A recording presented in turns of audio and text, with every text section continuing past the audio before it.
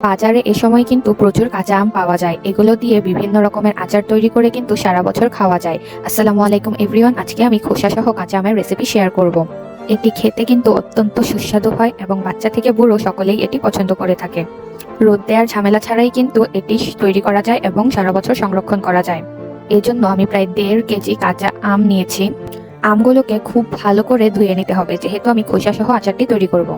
এরপর আমগুলোকে মাঝখান দিয়ে কেটে প্রথমে বড়াটা ফেলে দিয়ে 4 টুকরো করে নেব।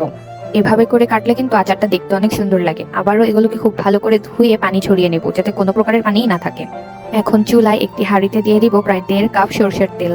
তেলটি কিছুটা গরম হয়ে আসলে দিয়ে দিব প্রায় 15 থেকে 16টি রসুনের কোয়া। এখন দিয়ে দিচ্ছি প্রায় 1.5 টেবিল চামচ আদা কুচি। এগুলোকে 2 থেকে 3 মিনিট নেড়েচেড়ে ভেজে নেব।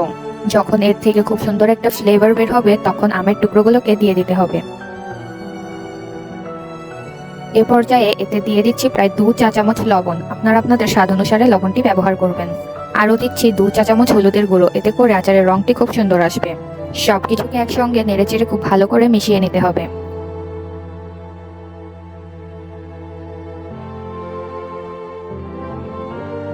প্রায় 3-4 মিনিট পর এতে দিয়ে দিচ্ছি 1.5 কাপ চিনি। এখানে মিষ্টিটাও আপনারা আপনাদের স্বাদ অনুসারে দিবেন। এখন সবকিছুকে আবারও একসঙ্গে খুব ভালো করে মিশিয়ে নিচ্ছি।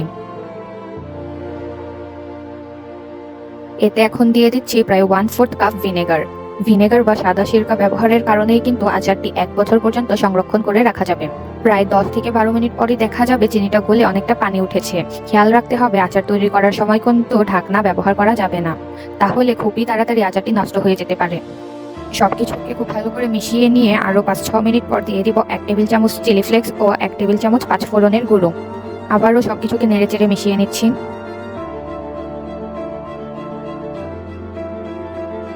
প্রায় 10 মিনিট পর দেখা যাবে পানিটা শুকিয়ে এসে আচারটি আঠালো হয়ে এসেছে। সম্পূর্ণ পানি খুব ভালোভাবে শুকিয়ে যাওয়া পর্যন্ত কিন্তু আচারটি রান্না করতে হবে। আচার রান্নার ক্ষেত্রে কিন্তু পুরোটা সময়ই চুলার আঁচ মিডিয়াম হাই হিটে ছিল। এ পর্যায়ে আচারটিকে চুলা থেকে উঠিয়ে নিতে হবে। দেখতেই পাচ্ছেন আচারটি কতটা লোভনীয় হয়েছে।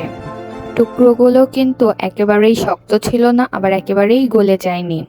একদমই পারফেক্ট হয়েছে। আশা করি এই ভিডিওটি আপনাদের ভালো লেগেছে। ভালো লেগে থাকলে আমার চ্যানেলটিকে এখনই সাবস্ক্রাইব করুন।